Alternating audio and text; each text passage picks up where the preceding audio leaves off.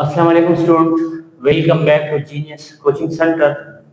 आज हम पढ़ने वाले हैं केमिकल बॉन्डिंग का एक इम्पोर्टेंट टॉपिक, जो सीख के इस टॉपिक को सीख कर आप लोग जो है काबिल हो जाएंगे। सोलबिलिटी से रिलेटेड काफ़ी सारे कंफ्यूजन आप लोग के क्लियर हो जाएंगे।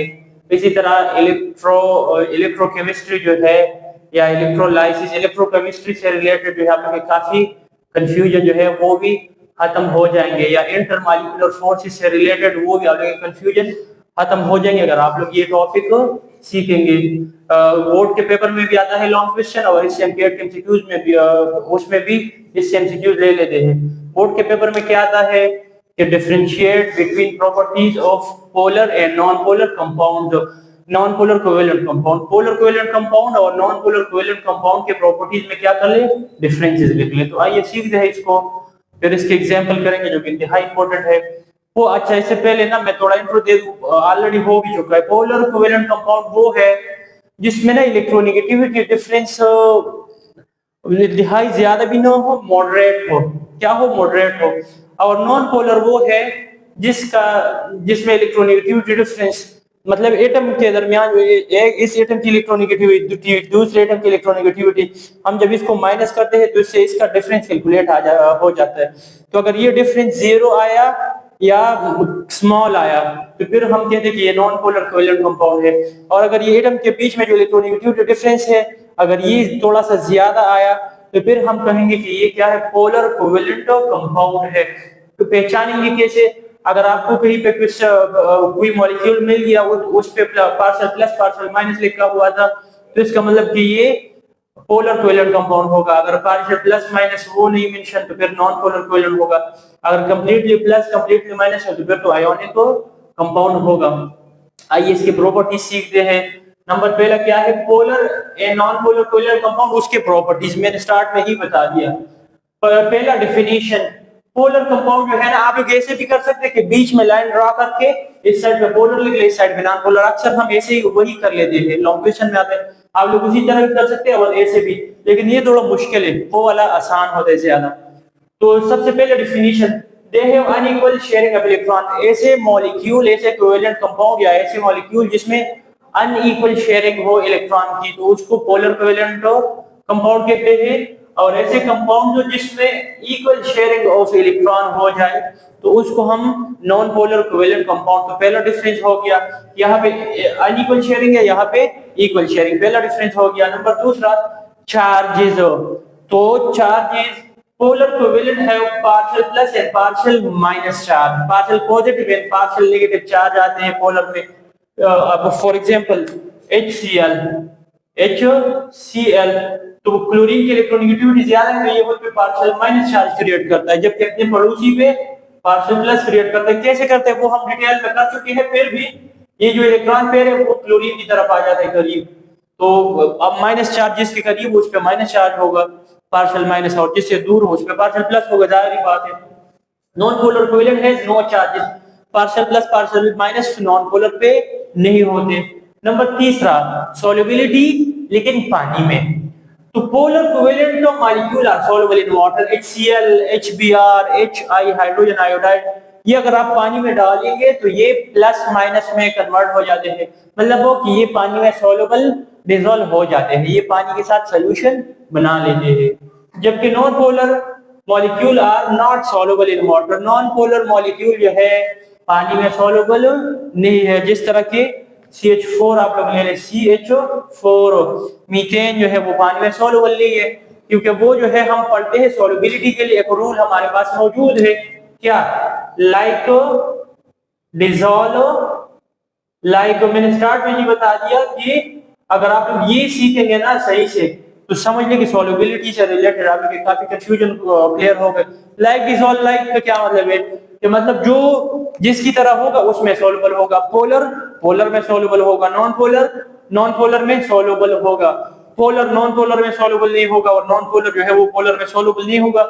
इस तरह क्यों होता है? अक्सर रीजनिंग क्वेश्चन में आते बोर्ड के पेपर में, why this compound is not soluble in this, मतलब एक पोलर गिवन होगा, ये non polar compound. For example कि अल्कोहल है वो जो है, या क्या है HCl है, या जो है NaCl है या इस तरह कोई कंपाउंड ये बेंजीन में क्यों सॉल्युबल नहीं है या पेट्रोल में क्यों सॉल्युबल नहीं है। तो ये जो सॉल्यूट है और जो सॉल्वेंट है, तीन फैक्टर आप लोगों ने याद रखने हैं। पहला फैक्टर क्या है, सॉल्यूट के साथ इंटरेक्शन, सॉल्यूट सॉल्यूट, दूसरा जो है सॉल्वेंट का सॉल्वेंट के साथ हो, और तीसरा जो है सॉल्यूट का सॉल्वेंट के साथ। तीनों है मैंने एस से डिनोट किए हैं। ये क्या है, सॉल्यूट सॉल्वेंट इंटरेक्शन। अगर सॉल्यूट और सॉल्वेंट इंटरेक्शन, सॉल्यूट सॉल्यूट या सॉल्वेंट सॉल्वेंट इंटरेक्शन से स्ट्रॉन्गर आया तो बॉन्ड सॉल्युबल होगा। अगर आ जाए कि ये क्यों सॉल्युबल है, अगर कोई भी रीजन क्वेश्चन आया तो आप लोगों ने बताना है because solute solvent interaction is stronger than solute solute या सॉल्वेंट सॉल्वेंट इंटरेक्शन। क्यों सॉल्युबल है तो आप लोगों ने बताना है कि ये वाला स्ट्रॉन्गर है। अगर आए कि क्यों सॉल्युबल नहीं है तो आप लोगों ने बताना है कि ये जो बीच वाला इंटरेक्शन है सॉल्यूट सॉल्वेंट वाला इंटरेक्शन, वो सॉल्यूट सॉल्यूट या सॉल्वेंट सॉल्वेंट इंटरेक्शन से वीकर है। दूसरे अल्फाज में कि मतलब वो सॉल्वेंट में इतना पावर है कि वो सॉल्यूट सॉल्यूट को एक दूसरे से जुदा कर सकते हैं, और क्यों सॉल्युबल नहीं है तो आप लोगों ने बताना है कि सॉल्वेंट में इतना पावर नहीं है, वो इतने कैपेबल नहीं है कि वो सॉल्यूट को सॉल्यूट से जुदा कर सके। तो दो रीजन मैंने आप लोगों को बता दिए, और इस तरह आ जाते हैं कि क्यों ये इसमें सॉल्युबल है ये इसमें सॉल्युबल नहीं है। तो आप लोगों ने यही किया, अगर सॉल्युबल तो solute solvent interaction is stronger, soluble नहीं है तो आप लोगों ने बताना है कि solute solvent interaction is weaker. वैसे भी इंशाल्लाह पढ़ेंगे डिटेल में सॉल्युबिलिटी वाले उस चैप्टर में, चैप्टर नंबर 6 में। यहाँ जो है थोड़ा ओवरव्यू। तो polar covalent molecule are soluble in water, जबकि नॉन पोलर जो है वो पानी में सॉल्युबल नहीं है। फिर solubility in non polar compound या नॉन पोलर सॉल्वेंट्स। तो polar covalent are not soluble in non polar. मैंने एग्जांपल दिया पेट्रोल, कार्बन टेट्राक्लोराइड और बेंजीन, ये इसमें सॉल्युबल नहीं है। Non polar covalent are soluble in these three. ये नॉन पोलर कोवेलेंट सॉल्वेंट है, सही है, ये नॉन पोलर सॉल्वेंट है। ये पोलर इसमें सॉल्युबल नहीं होगा, नॉन पोलर इसमें सॉल्युबल होगा। नंबर चौथा, पांचवा पॉइंट, सॉरी, इलेक्ट्रिक कंडक्टिविटी। तो ये इलेक्ट्रिसिटी कंडक्ट कर सकते हैं या नहीं कर सकते। तो याद रख ले, जो कोवेलेंट कंपाउंड है ना पोलर कोवेलेंट, उसमें प्लस माइनस चार्जेस एग्जिस्ट करते हैं। जब प्लस माइनस चार्जेस एग्जिस्ट करते हैं तो हम कहते हैं कि the flow of charge is called electricity. तो ये जो पोलर कंपाउंड है वो इलेक्ट्रिसिटी कंडक्ट कर सकते हैं। रीजनिंग क्वेश्चन है वाई पोलर कंपाउंड या वाई NaCl या जो है कौन सब्सटेंस जो है वो इलेक्ट्रिसिटी कंडक्ट कर सकते हैं। तो आप लोगों ने बताना है कि पोलर या आयोनिक कंडक्ट कर सकते हैं। क्यों करते हैं, रीजनिंग क्वेश्चन है, तो आप लोगों ने बताना है because of presence of charge particle. Charge particle अगर मौजूद है तो चार्ज इलेक्ट्रिसिटी कंडक्ट करेंगे, बिजली उससे पास हो सकती है। अगर प्लस माइनस चार्जेस नहीं मौजूद हो तो फिर इलेक्ट्रिसिटी पास नहीं होगी। Non polar covalent are bad conductor, क्योंकि वहां पे प्लस माइनस चार्ज नहीं है, प्लस माइनस चार्ज नहीं है तो कंडक्शन कैसे करेंगे। नंबर 6, पॉइंट नंबर 6 कि दे इंटरमॉलिक्यूलर फोर्सेस। कल हम यहाँ डिटेल में पढ़ चुके हैं ये पॉइंट, हाइड्रोजन और डाइपोल डाइपोल फोर्सेस। तो बेहतर है कि आप लोग वही लेक्चर सुन ले, लेकिन मैं फिर भी यहाँ एक्सप्लेन कर लूंगा कि जो पोलर मॉलिक्यूल है ना, पोलर कोवेलेंट है, उसमें ना स्ट्रॉन्गर इंटरेक्शन पार्शियल प्लस और पार्शियल माइनस चार्जेस के बीच में जो है या तो डाइपोल डाइपोल फोर्स होगा या जो है हाइड्रोजन बॉन्ड होगा। पोलर हो तो हाइड्रोजन बॉन्डिंग उसके बीच में एग्जिस्ट करता है या डाइपोल डाइपोल। वैसे हर जगह पे डाइपोल डाइपोल होता है, कुछ एक्सेप्शनल केसेस है। एक्सेप्शनल केसेस ये है कि जब हाइड्रोजन जो है फ्लोरीन ऑक्सीजन नाइट्रोजन के साथ अटैच हो तो फिर उस केस में हाइड्रोजन बॉन्ड बनता है, वरना बाकी जितने भी पोलर मॉलिक्यूल है उसमें डाइपोल डाइपोल इंटरेक्शन जो है वो क्रिएट होता है दो मॉलिक्यूल के बीच में। और नॉन पोलर, मैंने सॉरी वो पोलर नॉन पोलर ये हाल का नहीं है, तो आप लोग वो कंफ्यूज नहीं होंगे, उसी रिदम को आप लोगों ने बरकरार रखना है। दे हैव वीक इंटरमॉलिक्यूलर, मतलब नॉन पोलर मॉलिक्यूल में इंटरमॉलिक्यूलर फोर्सेस वीकर होते हैं। इसमें लंदन डिस्पर्जन फोर्सेस ऑपरेट करते हैं। अक्सर जो है ये ऑर्गेनिक केमिस्ट्री में इसके एमसीक्यू केट में भी ले लेते हैं, एमडी केट में, ई केट के पेपर में या एनयूडी या जितने भी जो है वो टेस्ट है मुश्किल टेस्ट, तो उसमें ये आ जाते हैं। तो देखिए आ जाते हैं कि बेंजीन का जो वो है बॉइलिंग पॉइंट वो वाटर से कम है, अलबत्ता बेंजीन का जो मॉलिक्यूलर वेट है वो वाटर से वो 4-5 गुना वो उससे उसका मास ज्यादा है बेंजीन का, लेकिन फिर भी मॉलिक्यूलर वेट बेंजीन का ज्यादा है, लेकिन वाटर का बॉइलिंग पॉइंट हाई है, उसका रीजन ये है कि यहाँ पे स्ट्रॉन्ग हाइड्रोजन बॉन्ड है वाटर में, जबकि बेंजीन तो नॉन पोलर है, वहां पे dipole dipole London dispersion force जो है वो ऑपरेट करते हैं। या अल्कोहल जो है उसका बॉइलिंग पॉइंट जो है वो अल्केन से ज्यादा है, तो अल्कोहल में हाइड्रोजन बॉन्ड है, अल्केन में लंदन है, अगेन सबसे स्ट्रॉन्गर ये हाइड्रोजन बॉन्ड है, फिर डाइपोल है, और फिर कौन सा है, लंदन डिस्पर्जन, हाइड्रोजन स्ट्रॉन्गेस्ट, फिर डाइपोल, और फिर सबसे वीकेस्ट लंदन है। तो अल्केन से किसका ज्यादा है, एल्डिहाइड और कीटोन का, और फिर उससे ज्यादा है अल्कोहल का। तो अगर आप लोग देखेंगे एल्डिहाइड कीटोन के बीच में, एल्डिहाइड कीटोन में ये वाला बॉन्ड होता है, अल्केन में ये वाला होता है, और अल्कोहल में हाइड्रोजन बॉन्डिंग एग्जिस्ट करती है। तो ये ना आप लोगों ने याद रखना है कि किसका जो है बेंजीन से हाई है तो क्यों है, तो आप लोगों ने वो रीजन जो है आप लोगों ने यहाँ से बताना है। वैसे इंशाल्लाह वो ऑर्गेनिक केमिस्ट्री में पढ़ेंगे डिटेल में, यहाँ पे भी आप लोग जो है थोड़ा बहुत आइडिया इसका रख लीजिए दिमाग में। बॉइलिंग पॉइंट, पोलर कोवेलेंट है high melting and boiling point, क्योंकि यहाँ पे क्या होता है, HCl माइनस पार्शल प्लस और पार्शल माइनस, तो इसी तरह अगला HCl, तो पार्शल माइनस, पार्शल प्लस और पार्शल माइनस। अब पार्शल प्लस ये डाइपोल डाइपोल फोर्स है जो कि स्ट्रॉन्गर है किससे, किससे स्ट्रॉन्गर है, अगर फॉर एग्जांपल मैं यहाँ ले लूं CH4 मीथेन ले लूं और दूसरा भी CH4 ले लूं, तो यहाँ पे ये लंदन फोर्स है, कौन सा है, लंदन डिस्पर्जन, और यहाँ पे कौन सा है, डाइपोल डाइपोल है। हम ऑलरेडी पढ़ चुके हैं डाइपोल डाइपोल स्ट्रॉन्गर है लंदन से, तो इसका इससे बॉइलिंग पॉइंट हाई होगा। तो आप लोगों ने ये पॉइंट जो है याद रखना है कि बॉइलिंग पॉइंट जो है पोलर का हाई होगा, नॉन पोलर का लो होगा। सेम केस है मेल्टिंग पॉइंट का भी, अगर रीजनिंग में पूछेंगे कि क्यों हाई है, तो आप लोगों ने बताना है कि ये जो है ये स्ट्रॉन्गर बॉन्ड है डाइपोल डाइपोल इंटरेक्शन, या प्लस माइनस चार्ज जो है वो स्ट्रांगली एक दूसरे को अट्रैक्ट करते हैं, जबकि यहाँ पे चार्जेस नहीं है तो अट्रैक्ट तो करते हैं लेकिन इतने स्ट्रांगली नहीं करते।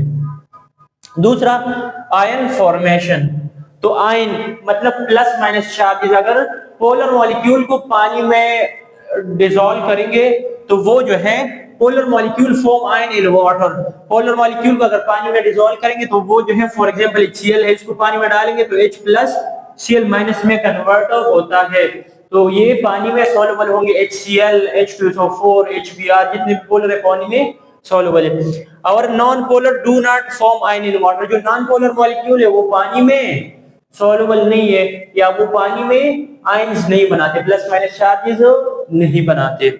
और इलेक्ट्रोनेगेटिविटी डिफरेंस, वैसे ये पॉइंट स्टार्ट में होना चाहिए, थोड़ा कॉम्प्लिकेटेड था, मैं इस वजह से आखिर में लेकर आया। अगर समझ में आया ना तो आप लोग इसको पहले लिख दे, उस पॉइंट नंबर 2 को ना, इसको पॉइंट नंबर 3 कर ले, आप लोग इसको यही पे लिख ले, बिल्कुल पॉइंट नंबर 2 बना ले। जो नॉन पोलर है ना, नॉन पोलर, सॉरी यहाँ पे ना मैंने उल्टा लिख दिया है, ये पॉइंट यहाँ का है और ये पॉइंट यहाँ का है। दे हैव इलेक्ट्रोनेगेटिविटी डेल्टा, आप लोग को पता होगा डिफरेंस को डिनोट करते हैं। इलेक्ट्रोनेगेटिविटी डिफरेंस जो है वो 0 से लेकर 0.4 होगा नॉन पोलर में। फॉर एग्जांपल मीथेन CH4 देख ले, कार्बन की इलेक्ट्रोनेगेटिविटी बेटा, यहाँ पे ना अक्सर बच्चे जो है मुझे कैसे पता चलेगा ये पोलर है या नॉन पोलर है, तो अगर इलेक्ट्रोनेगेटिविटी वैल्यू आप लोगों को नहीं पता तो पोलर नॉन पोलर का रट्टा लगा ले, 2 3 10 दिन तक याद रख लेंगे, भूल जाएंगे। और एमकेट में भी ले लेते हैं ये एमसीक्यूज, तो आप लोग ना इसकी वैल्यू याद रख ले और इसका खूब प्रैक्टिस कर ले ताकि बैठ जाए, एक दफा बैठा दे सही, इंशाल्लाह हमेशा याद रहेगा।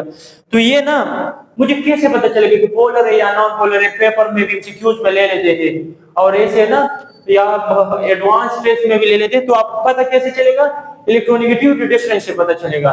और दूसरी बात जो है वो कि स्ट्रक्चर से, स्ट्रक्चर जो है वो डाइपोल मोमेंट का, वो डाइपोल मोमेंट जब आप लोग पढ़ेंगे किसका डाइपोल मोमेंट होगा किसका नहीं होगा, तो नॉन पोलर का तो डाइपोल मोमेंट होता ही नहीं है। अब पोलर में दो केसेस है, अगर ज्योमेट्री लीनियर है या अगर बॉन्ड जो है वो एक दूसरे को कैंसिल कर रहे हैं ना, जितने भी मॉलिक्यूल जितने भी बॉन्ड है अगर वो एक दूसरे के असर को या डाइपोल मोमेंट को कैंसिल करते हैं तो वो उसका नेट डाइपोल जो है फिर वो 0 बनता है।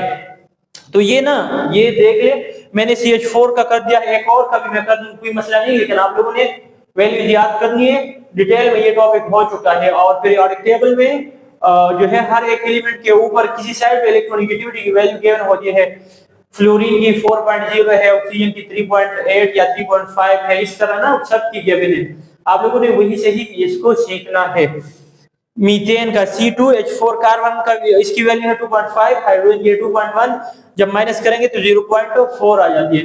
इसी तरह बेंजीन में फिर भी कार्बन हाइड्रोजन है तो 2.5 माइनस 2.1, तो जितने भी है वो यहाँ पे। अच्छा अगर इस तरह आ जाए Cl2, Cl2 तो एक क्लोरीन की वैल्यू 3.0 है, दूसरे की भी वैल्यू 3.0 है, तो यहाँ तो 0.0 आंसर आया। तो ये तो कंप्लीटली नॉन पोलर हो गया। अगर सेम एटम अटैच है तो वो तो नॉन पोलर है, उसमें तो चांस ही नहीं है पोलर होने की। और अच्छा याद रखिए डाई मतलब डाई एटॉमिक मॉलिक्यूल का मैं बता रहा हूँ, ऐसा ना हो कि कोई और आ जाए और आप लोग जो है कि मतलब कार्बन है दूसरा भी कार्बन है, लेकिन इस साइड पे देखते हैं कि कार्बन कौन से एनवायरनमेंट में मौजूद है, तो आप लोगों ने इस चीज को भी नोट करना है, ऐसा ना हो कि जाके गलत कर बैठे इसको। अच्छा और जो पोलर मॉलिक्यूल है, पोलर है वो इलेक्ट्रोनेगेटिविटी डिफरेंस 0.5 से लेकर 1.7 या बाद बुक में 1.9 भी है, इस वजह मैंने इसको यूज किया था। आप लोगों ने ना 0.5 से लेकर 1.7 तक जो है इसकी इलेक्ट्रोनेगेटिविटी डिफरेंस बनती है। फॉर एग्जांपल वाटर का ऑक्सीजन की वैल्यू है 3.5 और हाइड्रोजन की है 2.1, तो माइनस कर ले 1.4 आया। 1.4 जो है वो इस रेंज में है, यानी 0.4 और 1.7 के बीच बीच में है, तो ये पोलर है हमारे पास। NH3 का आप लोग देख ले, एमोनिया NH3 का, HCl का देख ले, HBr का देख ले, तो अगर आप लोग जब देखेंगे तो आप लोग के पास आंसर जो है वो इस रेंज में आएगा। तो ये आप लोग जो है ब्लाइंडली करेक्ट कर ले, अगर वो सिलेक्ट कर ले इन केस अगर एमसीक्यूज में आ जाए कि HBr कौन सा पोलर है, तो आप लोगों ने क्या करना है, वैल्यूज डिफरेंस आप लोगों ने करनी है मालूम। Br की वैल्यू लिख ले, हाइड्रोजन की लिख ले, आप लोगों के पास आंसर आ जाएगा। तो फिर इस रेंज को आप लोगों ने याद रखना है, अगर इस रेंज में आया तो पोलर है, अगर इस रेंज से कम आया तो नॉन पोलर है, अगर इस रेंज से ज्यादा आया तो फिर आयोनिक होगा। एग्जाम्पल वैसे बुक में 2-3 दिए होते, मैंने बहुत सारे लिए हैं ताकि आप लोग का आइडिया जो है वो कंसेप्ट बिल्कुल क्लियर हो जाए। पोलर के एग्जाम्पल है H2SO4, कैसे पता चलेगा, सल्फर ऑक्सीजन हाइड्रोक्सल है और हाइड्रोजन ऑक्सीजन। अगर इसको पानी में ड्रॉप करेंगे ना, पानी में डिसॉल्व करेंगे तो हाइड्रोजन एक वाला है, ये हाइड्रोजन निकल जाता है, ये हाइड्रोजन जो है वो सेपरेट हो जाता है, तो SO4 पे -2 चार्ज आता है और एक हाइड्रोजन पे +1 चार्ज और इसमें भी +1 चार्ज, तो पोलर ही होगा, प्लस माइनस चार्ज में कन्वर्ट होता है। HCl, HBr, HI, NH3, H2O ये सारे पोलर कंपाउंड हैं, आप लोगों ने यहाँ से मालूम करना होगा इलेक्ट्रोनेगेटिविटी डिफरेंस है। और carbon dioxide CH4, benzene, carbon tetrachloride CF4, BF3, BCl3, अगर ये तो बिल्कुल सेम एटम आ गए ना, जब सेम दो एटम अटैच हो तो वो तो नॉन पोलर हो गया। इसका तो किस सहारा में, बाकी का मैं थोड़ा बता रहा हूँ, इकेट तक ले लेते हैं, इकेट और उसमें।